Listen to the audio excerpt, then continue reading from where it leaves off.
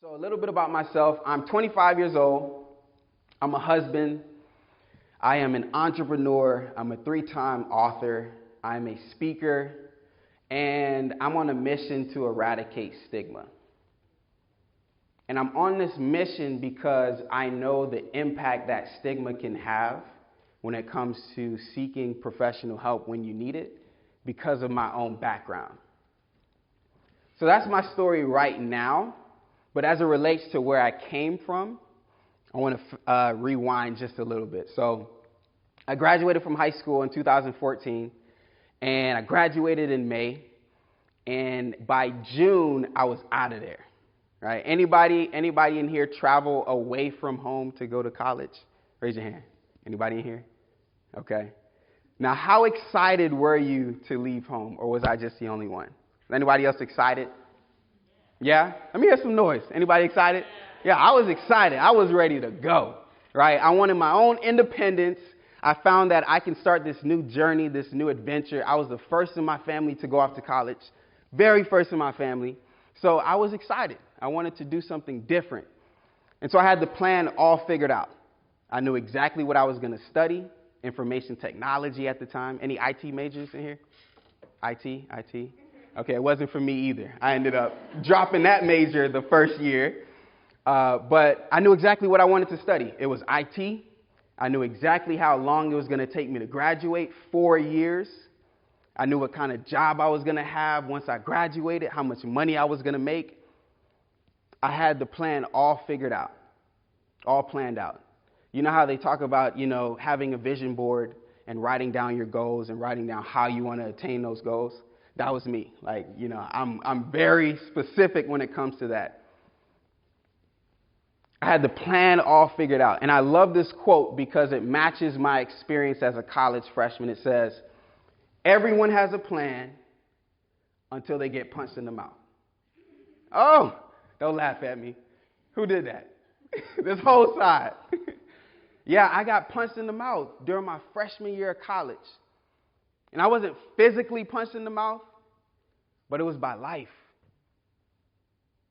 I found myself isolated. I found myself losing motivation, and that same excited person that I was going off to college vanished. I was overwhelmed. I was stressed. I was depressed, and I didn't know it at the time because I didn't know what depression was. So during my first year, I decided not to take the traditional route, and I didn't live on campus, so I ended up having my own apartment. I said, if I'm going to go for it, I'm going all the way, right? I had my own apartment, which meant that I now had my own bills, which meant that I had to have a job. And if I didn't have a job, I was going to be homeless, right? And so I had to work. And I was working full-time hours trying to manage everything that I had going on. I was involved on campus in different student organizations. I found a church, so I was involved in church. So I was doing a lot. And it got to a place where I started to experience stress. But in my mind, I'm thinking to myself, this is just a part of it. Like, you're a college student, you feel stressed, you push through it, you add more to your plate, and you just figure it out. Anybody feel that way? That's just college, right? Yeah, that's what I thought. I'm thinking to myself, you feel stressed, this is a part of it, figure it out, keep moving. And on top of that, I grew up watching my Jamaican parents. We have anybody from Caribbean background? No? Yeah? Okay. So watching my parents work from sun up to sundown and not have any complaints. And so I'm thinking to myself, there's no way I can complain, right? There's no way I can say I'm struggling. And so I just sucked it up and tried to power through it. And I remember it started to affect my mood. And I started to lose motivation. I started to feel off a little bit. And I knew something was wrong. Because it's like you know yourself well enough to know when you're okay, when you're doing well, and when you're not doing so well.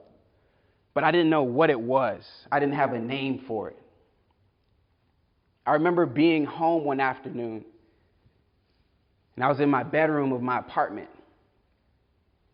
Under my covers, it was broad daylight outside, but I had the blinds closed because that was my safe space. I didn't want to see anybody, didn't want to go anywhere, didn't want to talk to anyone. And I remember getting a phone call. And this wasn't the first phone call because this same friend that called me this time had been calling me all week, but I was ignoring her phone calls, ignoring her text messages. I just wasn't in the mood to talk to anyone. But it was a weekend, and I decided to pick up. I picked up the phone, tried to put on this upbeat tone, right? Yo, what's good, my G? I hear, yo, Abe, you good? Of course I'm good. What you mean, am I good? I'm always good. What you talking about? Are you sure you're good? I haven't been seeing you on campus. You haven't been at church. You've been ignoring my phone calls, my text messages. And I know you get my text messages because we got an iPhone, and I see when you read the text message. I'm good. Don't worry about me. I've just been busy. Been working a whole lot of hours. Got a whole lot of schoolwork that I have to catch up on. But in my mind, I know I'm not really good. I just don't know how to have this conversation. And then my friend goes completely silent.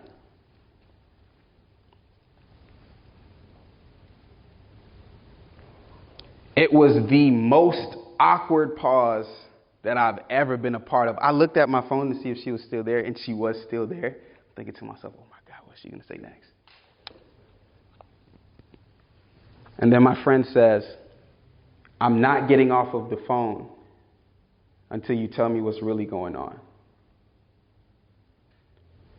My friend said, I am not getting off of the phone until you tell me what's really going on. And it was in that moment where I had to make a decision. For the first time in my life, I was challenged in a way that I had never been challenged before. Many people have asked me, hey, how's it going? How you doing? I'm doing well. Everything's great. Put a nice smile on my face so I don't have to really talk about what's really going on. But in this moment, I was placed in a position, and I like to call it an opportunity, had an opportunity to be honest, to be open, and to be transparent. And she said that, and I hesitated. And I'm thinking to myself, I'm not saying anything. And I said, I'm good. I promise I'm good. And then she says, yo, I will show up at your front door, and you know not to play with me, Abraham. So at this point, my heart's racing, thoughts are racing. I'm thinking to myself, okay, I don't want her to see me like this, so let me open up. And I ended up telling her everything. I told her how I wasn't sleeping at night because I was having these negative racing thoughts. I told her how I wasn't eating. I just couldn't find an appetite, and I didn't know why.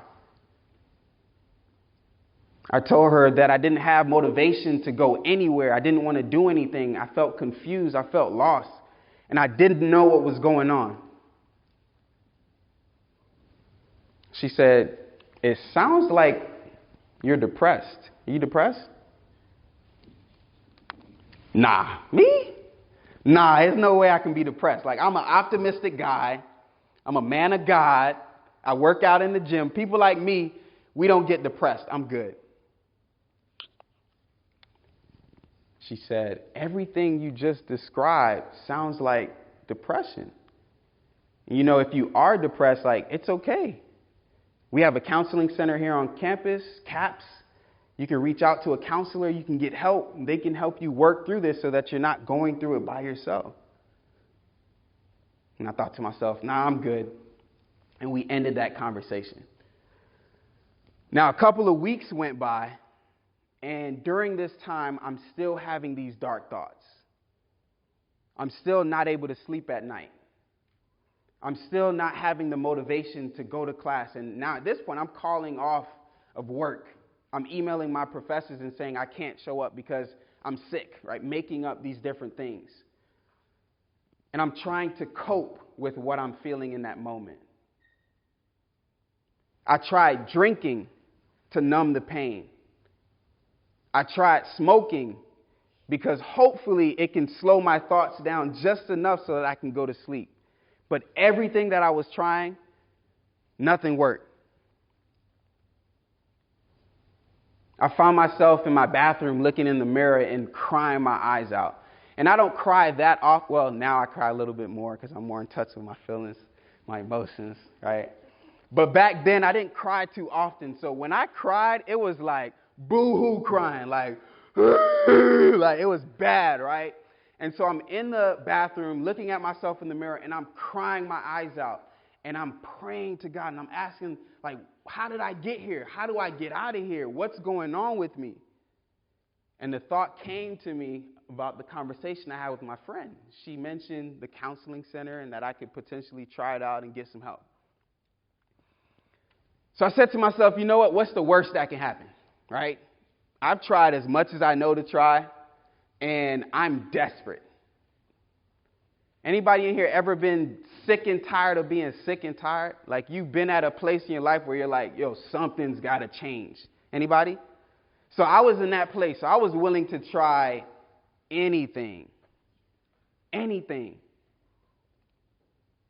Now I was nervous and I was afraid.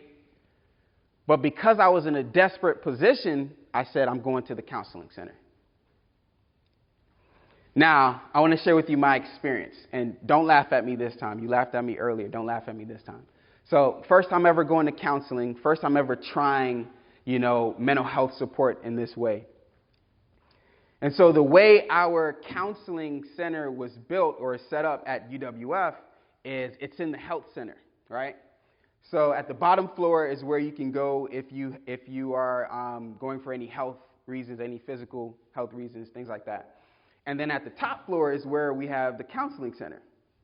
So I walked into the building of the health center, and as I'm walking, I'm looking around because I'm thinking to myself, I don't want anybody that I know to see me walking upstairs because everybody knows, like, that's the counseling center upstairs. And in my mind, I have so much shame and stigma associated with mental health and getting any sort of support. And so as I'm walking up the stairs, my heart's racing. I'm just looking around, like, trying to rush upstairs. And as soon as I get halfway, I take off, run into the room, and I immediately go to the front desk. And so I meet with the receptionist at the front desk, and she was extremely kind, very helpful. And I share with her that I don't know what's going on, but I think I need to see somebody, right? There's something going on. Can't really sleep. Can you help me in some way? The nicest lady ever, right? She's like, of course, sweetie. Like, this is what we're here for. We can help you out. If you can do me a favor, just go complete this questionnaire on the computer, come see me, and we'll have somebody see you right away.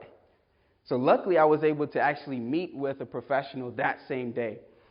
After submitting the questionnaire, it was a pretty smooth process. I sat down with a psychiatrist for the very first time. And she's asking me these questions. I'm answering her questions. And that day, I was diagnosed with major depressive disorder. Now, for me, being diagnosed was bittersweet. The difficult thing with being diagnosed was, again, I had a lot of shame. And I felt that there was something wrong with me, right? I thought to myself, people like me, we don't get depressed. How did I even get here? What did I do to get here? But on the flip side of that, I was hopeful because this was something real. And so it wasn't that I was just struggling and in a hopeless situation, but this was called depression. And if it was real, then that means I can get help and potentially overcome this. Right? So it gave me this hope that I had. So I sat down with the psychiatrist, was diagnosed and was prescribed medication for depression, started to take medication. Even though I was skeptical about this entire experience, again, I was desperate, right? Desperate. and was on medication for some time, and then started into counseling, and I was starting to see a therapist, and was able to really talk through some of the challenges that I was having. And that really started my journey of treatment, of recovery, and working through the challenges that I experienced with my mental health. Right? But one of the main things that I want to talk about, and I think we lost power here. Okay, thank you. One of the things that, can you all hear me? Yep, okay. One of the things that I learned about myself when it came to getting the help that I needed is that I didn't have to wait till I was at rock bottom. I didn't have to wait until I was sick and tired of being sick and tired. The reason why it took me so long to get the help that I needed was because I was afraid to ask for it.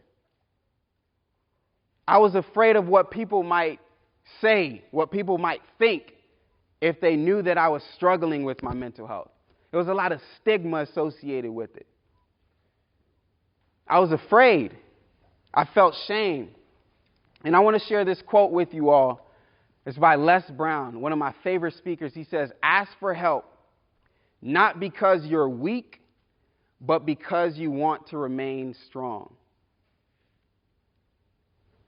And as I've grown and I've matured and I've learned a little bit more about mental health, I found out that asking, thank you so much. I found out that asking for help is a sign of strength. Being able to see where I am in that moment and acknowledge that I can't figure this out by myself and then ask for that help is being courageous. Right? So one of my objectives in our time together as we're having this discussion, and I want to make this interactive, I'll be asking you some questions, and I want you to engage with me, is I want to do two things. Number one, I want to be able to share with you my story in full transparency. I want to be able to be vulnerable with you and show you what it looks like to be honest, open, and transparent. And then I want to share with you some tips and some strategies that you can consider when it comes to supporting each other.